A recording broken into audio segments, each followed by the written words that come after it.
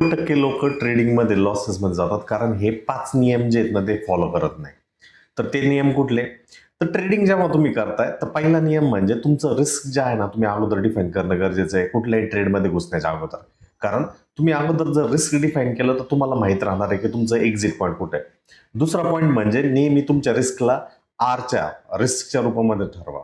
म्हणजे तुम्ही 1 R risk जर घेताय तर कमीत कमी टार्गेट जे आहे ते 2 आर किंवा 3 आर घेणं गरजेचं आहे. याचा अर्थ 100 रुपयाचं तुम्ही रिस्क घेताय तर त्याच्या अगेन्स्ट 200 ते 300 रुपयांचं टार्गेट जे आहे ते तुम्ही पकडणं त्या केसमध्ये गरजेचं आहे. म्हणजे 1 आर रिस्कच्या मोबदल्यात 2 आर ते 3 आर रिवॉर्ड ठेवणं गरजेचं आहे.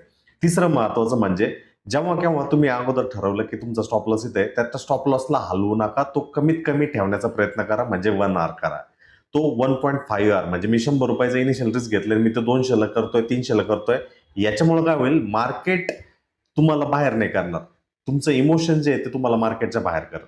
चौथा महत्वाचा मुद्दा म्हणजे काय की हमेशा गोष्टीकडे लक्ष राहून द्या. भले तुमच्या सिस्टीमची तुमच्या स्ट्रॅटजीची अॅक्युरेसी भले कमीत कमी असेल परंतु त्याचा फायदा असा होईल की तुम्ही जर 2 आर ते 3 आरच्या रिवॉर्डसाठी जर काम जर केलं तर तुम्हाला नेट ऑन नेट जे आहे ते प्रॉफिटच तिथं दिसेल. आणि पाचवा सगळ्यात महत्वाचा मुद्दा हा आहे की जनरली तुमचे ॲव्हरेज विन्स जे आहेत ना ॲव्हरेज लॉसेस रिस्कपेक्षा जे आहे ते जास्त असलं पाहिजे. कारण इमोशन्सवरती ट्रेड होत नाही तर ते जे आहे ते डेटावरती जो कोणी ट्रेड करतो तोच ह्या मार्केटमध्ये टिकू शकतो आणि तोच जो आहे तो प्रो ट्रेडर होऊ शकतो.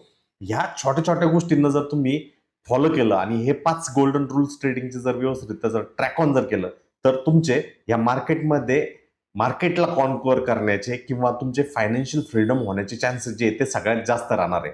तर फॉलो करणार का? सांगा नक्की.